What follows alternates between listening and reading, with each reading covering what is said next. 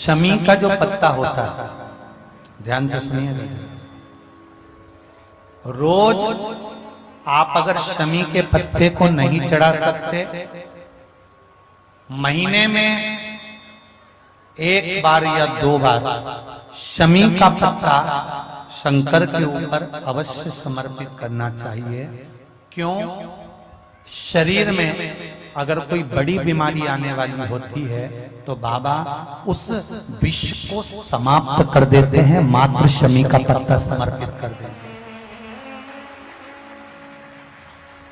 भले महीने में 2 बार चढ़ाओ, हफ्ते में 1 बार चढ़ाओ, तुम्हारा मन पड़े तो हफ्ते में 2 बार चढ़ाओ। ज्यादा बीमारी है, शमी का पत्ता एक शिवजी के शिवलिंग पर और एक पत्ता जहां से पानी बहकर नीचे गिरता है ना, जलाधारी में से शिवजी पे जल चढ़ाया। जैसे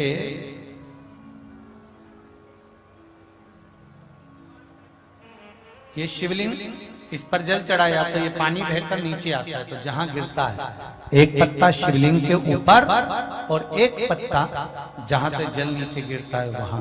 अगर ज्यादा बीमारी है और ऐसा लग रहा है कि डॉक्टर कह रहे हैं कि तबीयत ज्यादा खराब हो सकती है, जांचे जाएगी, ये होगा वो होगा, तो एक पत्ता शमी का ऊपर, एक पत्ता जलधारी जो बहकर नीचे आती है पर चढ़ाना। शमी का पत्र रोग मुक्ति के लिए जब चढ़ाया जाता है तो भगवान शंकर का अवधूतेश्वर महादेव का नाम लेकर चढ़ाया जाता है। कौन सा महादेव? जम के बोलो जरा। अवधूतेश्वर महादेव का नाम लेकर चढ़ाया जाता है।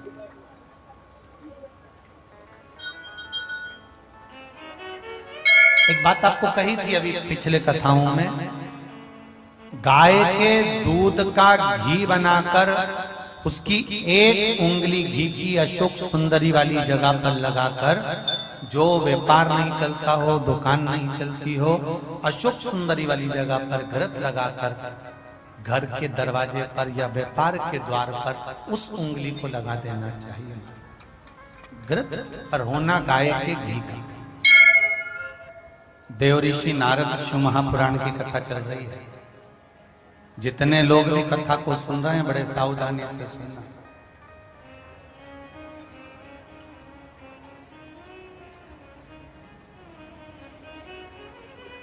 पाप कभी बूढ़ा नहीं होगा, इसलिए मेरी बहनें, जीजियों और मेरे भाई एक बात का स्मरण जरूर रखना, एक पाप अगर थोड़ा सा हो जाए तो थोड़ा रुक जाना कि अब दूसरा पाप करूंगा तो थोड़ा रुक कर करूंगा। पुण्य करते समय ना हाथ रोको, ना मन रोको, ना ये भजन की जिह्वा रोको, ना श्रवण के कर्ण रोको। पर पाप अगर हो रहा है तो एक करने के बाद थोड़ा रुक जाओ कि अब मैं बाद में करूंगा। हो सकता है जब हम पाप को दूसरे दिन पर टाल देंगे तो हो सकता है मेरा देवाधिदेव महादेव आकर उसको पूरा ही टाल दे। पाप जवान रहता है इसलिए उत्साह उमंग बहुत रहता है।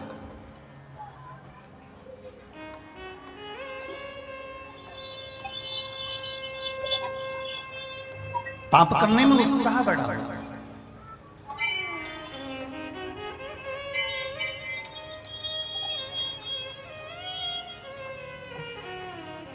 पाप बूढ़ा नहीं होता इसलिए गलत काम जल्दी करा देता है।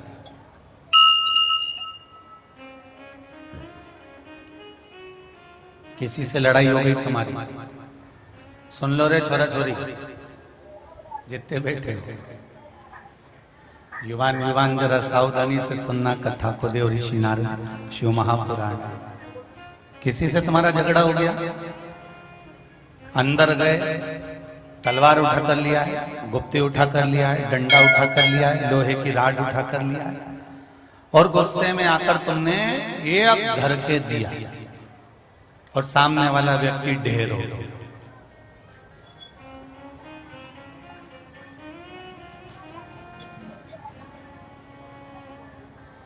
कितनी देर लगी? अंदर गए, तलवार लाए, गुप्ती लाए, पत्थर लाए, चाहे बंदूक लाए, एक दो क्षण की देरी हुई, अंदर जाके 2 मिनट में तुमने सब कुछ कर दिया।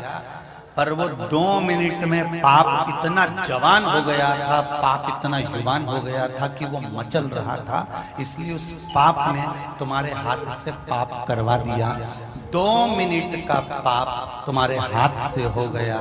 अब वो पाप की सजा कितनी भोगना है वो देख लीजिए कि 2 मिनट का पाप करा, किसी को तलवार मार दी, किसी का सिर फोड़ दिया, किसी के ऊपर तुमने लात मार दी। अब वो भोगना कितना है?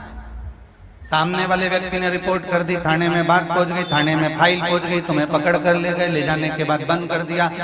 सालों तक वो फाइल चलती रही, चलती रही, चलती रही, चलती रही, तब जाकर 2-3 साल 4 साल में निर्णय आया।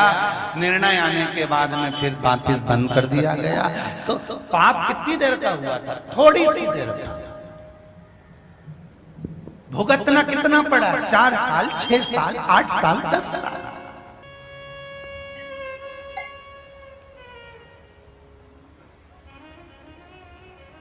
पाप जवान होता है, पाप में युवानी होती है ना, पाप में तरुणाई होती है ना, इसलिए वो तुरंत गलत काम करवा देता है।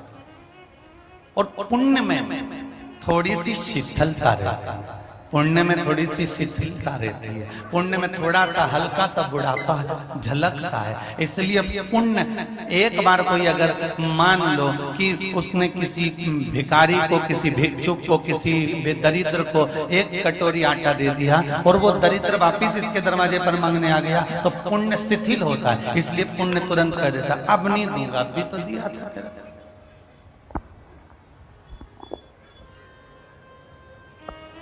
अब इस जगह पर पाप होता तो क्या करता? किसी ने तुमको गाली बक दी, दरवाजे पर आकर एक बार वो गाली बक कर गया, तुमने एक बार उसका जवाब दिया, इतनी देर में वो दूसरी बार फिर गाली बकने आ गया, तो तुम सुनो, इस जगह पे पाप हो तो तुरंत डंडा उठा के फिर दोचना चालू कर दिया। देखिए, पुण्य करने के समय पर एक बार अगर उसके कटोरे में तुमने आटा दे दिया, चावल दे दिया, वो चले गया, दूसरी बार मांगने आया तो तुमने मना कर दिया, मतलब पुण्य शिथिल है, इसलिए तुम दूसरी बार नहीं कर पा रहे। पाप इस जगह पर कोई गाली देकर जाता और तुम उसको 2 शब्द सुनाकर भगा देते और वापिस गाली बकने आता तो तुम डंडा लेकर खड़े रहते। मतलब पाप तुरंत तैयार बैठा रहता है जवानी में कि मुझे ये निपटाना है, मुझे ये कर्म करना है, मुझे ये बेकार कर्म करना है। पाप तुम्हें समाप्ति की ओर लेकर जाता है और पुण्य समाप्ति से प्रबलता की ओर लेकर जाता है, परमात्मा की ओर लेकर जाता है। ये पाप की जवानी है और पुण्य की थोड़ी सी शीतलता है।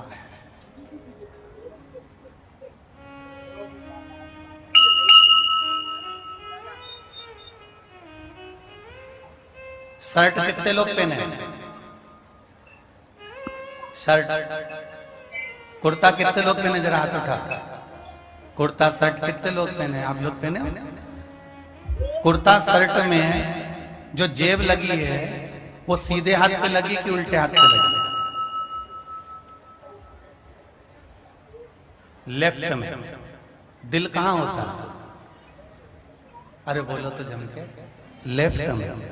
तो दर्जी को कैसे मालूम पड़ा कि जेब उल्टे हाथ पे ही लगाना है, लेफ्ट में ही लगाना है? क्योंकि दर्जी भी समझदार होता है, उसको मालूम है ये अगर मंदिर गया तो तुलसी का दल लेकर आएगा तो जेब में रख लेगा, ये बाजार गया गीता जी लेकर आएगा तो जेब में रख लेगा, ये सीहोर गया तो रुद्राक्ष लेकर आएगा तो जेब में रख लेगा, दिल के पास रखेगा तो मेरे नजदीक में रहेगा।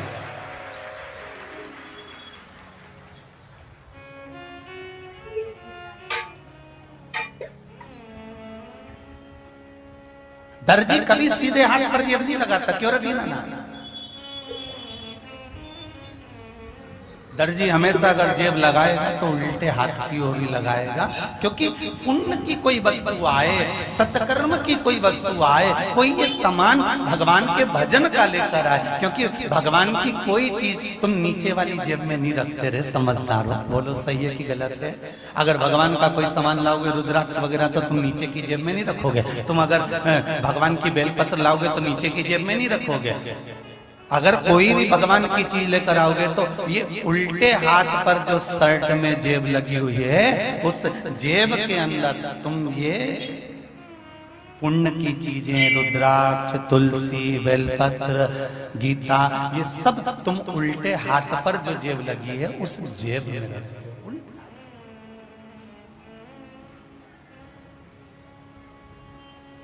भगवान क्या कर रहे हैं इसके बहाने?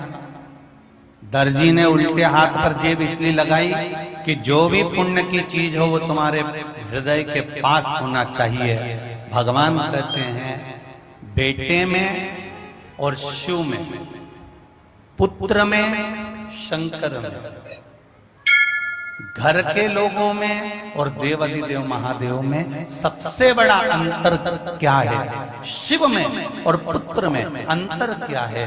पुत्र, बेटा, बेटी तुम्हारे साथ जब तक तुम्हारा शरीर चल रहा है, जब तक तुम्हारा ये शरीर काम कर रहा है, कमा रहा है, तब तक तो सब काका जी ने, बुआ जी ने, फूफा जी ने, मामा जी ने, पिताजी ने, माता जी सब करेंगे। जिस दिन तुम्हारा शरीर शिथिल हो गया, बूढ़ा हो गया, शरीर से कोई काम नहीं बन रहा, शरीर बेकार होते होते होते होते होते होते अंतिम क्षण पर पहुंच गया, अंतिम क्षण पर कोई तुम्हारा साथ देने वाला नहीं होगा। जितने रिश्तेदार, नातेदार, कुटुंब, परिवार वाले जो भी होंगे, पुत्र में और शिव में एक अंतर है। पुत्र तुम्हारे सुख तक साथ देगा, तुम्हारे शरीर के सुख तक साथ देगा और फिर साथ देना अंतिम क्षण तक छोड़ देगा। पर एक बार अगर साथ तुमने मेरे देवाधिदेव महादेव का पकड़ लिया तो ये अंतिम क्षण तक साथ देगा, वो छूटेगा, वो छूटना नहीं, हृदय लगाएगा। दर्जी को भी मालूम है कि उल्टी हाथ पर जेब लगाना,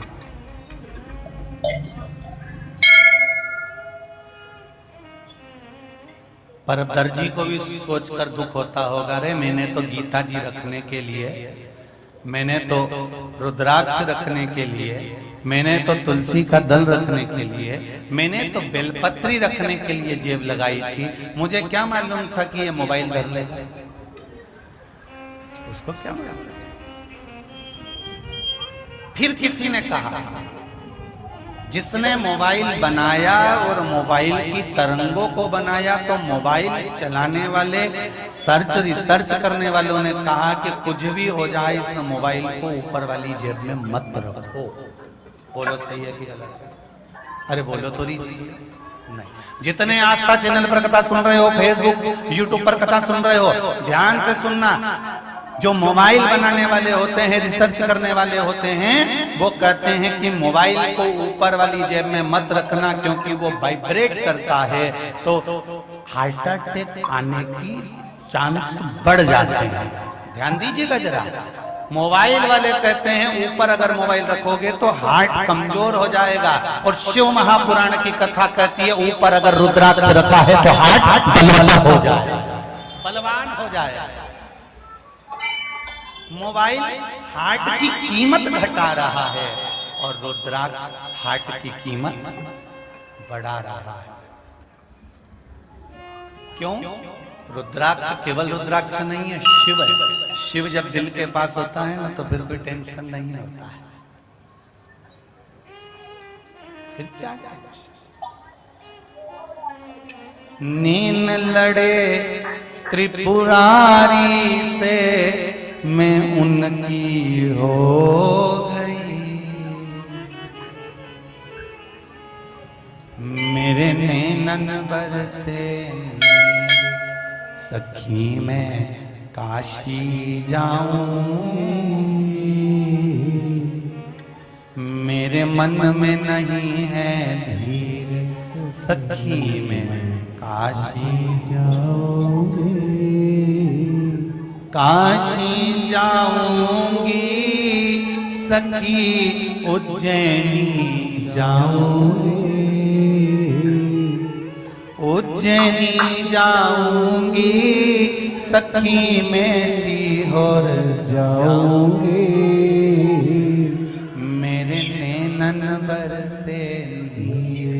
सखी में सिहोर जाओगे, मेरे मन में नहीं है धीर सखी में सिहोर जाओगे। ये चित्त ये मन ये वृत्ति छोड़ दिया मैंने खाना पीना शिव की याद में, छोड़ दिया मैंने खाना पीना शिव की याद में, मेरे नैनन बरसे सखी में सिहोर जाओगे, मेरे मन में नहीं है धीर सखी में सिहोर जाओगे।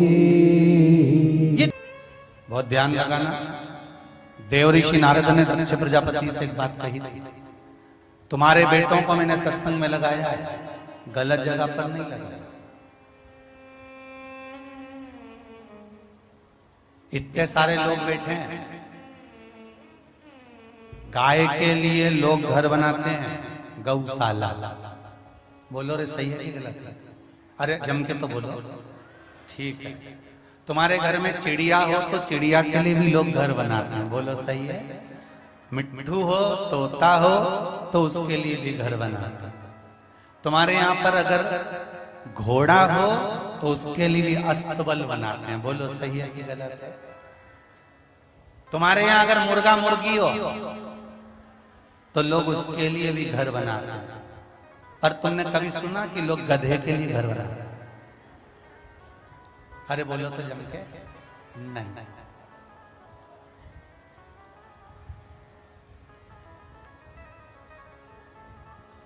बेटे के लिए दुकान बनाओ, बेटे के लिए तुम घर बनाओ, पर बेटा गधा हो,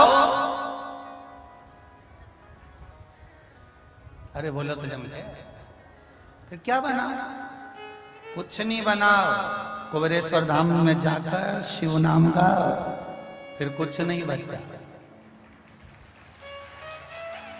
बेटा अच्छा है, संस्कारित है, तुम्हारे कहने पर चलने वाला है, माता पिता के लिए आदर का शब्द रखता है, सम्मानजनक शब्द रखता है, तो 4 मंजिला बिल्डिंग बनाकर बेटे को दे देना।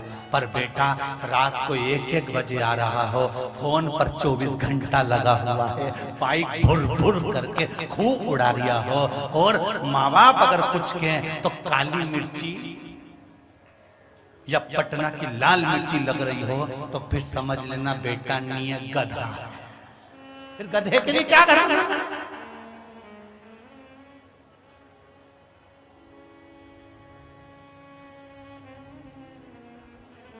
मदिरा का नशा करके आता है, रोड पे पड़ा है, उठा के लाना पड़ रहा है, वेश्यावृत्ति में डूबा हुआ है, जुए में डूबा हुआ है, गलत काम करता है, गलत दोस्तों के साथ बैठकर दिन भर ताश खेलता है। अब ऐसे गधे के लिए तुम घर बना रहे हो तो फिर तुम भी गधे से कम हो, तुम भी गधे से कम हो क्या? घर बनाओ बेटे के लिए जो तुम्हारे संस्कारवान हो, तुम्हारे लिए तत्पर हो। मम्मी ने कह दिया, माँ ने कह दिया, बेटा 8 बज रही है, उठ जाओ। माँ रात को लेट हो गया था, बेटा थोड़ा जल्दी आया था। जी माँ, कल से गलती हो गई, अब नहीं आऊंगा, क्योंकि मैंने सियोर वाले महाराज की कथा सुन ली है, जो रात को लेट आए वो गधा होता है, अब नहीं आऊंगा।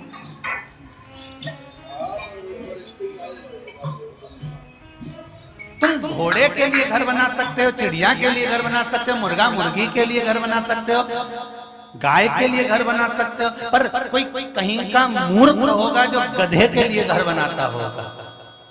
समझदार बनना है बेटा, संस्कार। इसीलिए शिव महापुराण की कथा कहती है, पूत सपूत तो की धन संचय, और पूत कपूत तो की धन संचय। बेटा सपूत होगा, तुमने जो दिया है उसको 4 चांद लगा लेगा, और बेटा अगर कपूत है तो ढेर प्रॉपर्टी छोड़कर जाना, सब नाश मिला सब। एक बार शेयर मार्केट पे बैठेगा दोस्तों के कहने पर सारा डब्बा गोल करके आ जाएगा और घर में आके मुसद्दी लाल जैसा बैठा है।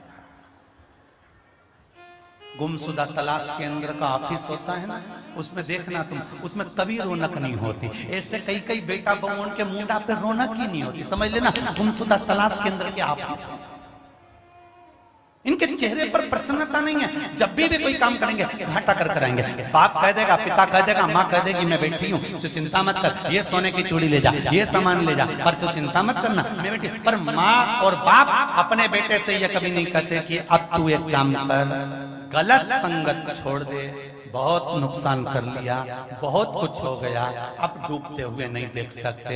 एक काम कर, तू मंदिर जाना प्रारंभ कर, शंकर को एक लोटा जल चढ़ाना प्रारंभ कर, वो तेरा हाथ जरूर पकड़ेंगे। ये निश्चित है, थोड़ा समय लग सकता है पर महादेव दूर नहीं हो सकता।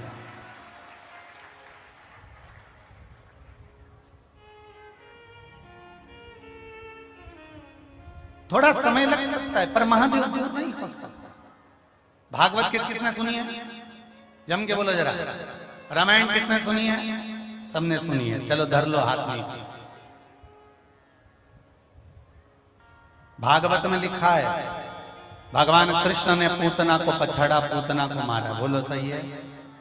भगवान कृष्ण ने अघासुर बकासुर को मारा। भगवान राम ने ताड़का को मारा। पूरी शिव महापुराण को उठाकर देख लेना, जितने भी असुर आए पूरी शिव पुराण में कहीं नहीं लिखा कि शंकर भगवान ने तारकासुर को मारा कि इसको मारा कि उसको मारा। पूरी पुराण में एक ही बात लिखी है, शिव जी ने तारकासुर को तारा, शिव जी ने शंखासुर को तारा, शिव जी ने शंखचूर्ण राक्षस को तारा। यह मारने का प्रसंग नहीं है, तारने का है। सारे देवता भले मृत्यु लोक पर आकर जिसको मारे वो मर जावे, पर मेरा शंकर जिसको केवल एक उंगली से छू लेता है उसको मारता नहीं है, तार देता है। मेरा शंकर है, वो मेरा शिव है, केवल स्पर्श मात्र से तार देता। स्पर्श। राम जी के मंदिर जाना, राम जी की मूर्ति का स्पर्श नहीं करने देंगे। देवी जी के मंदिर जाना, देवी जी का स्पर्श नहीं करने देंगे। कृष्ण के मंदिर में जाना, कृष्ण का स्पर्श नहीं करने देंगे। जितने मंदिर में जाओगे उसमें स्पर्श नहीं करने देंगे। केवल एक देवाधिदेव महादेव का ऐसा मंदिर होता है जिसमें शंकर जी के मंदिर में प्रवेश करोगे और उसका स्पर्श कर कर पूजन करोगे तो कोई मना नहीं कर सकता, कोई मना नहीं कर। मात्र छूने से तर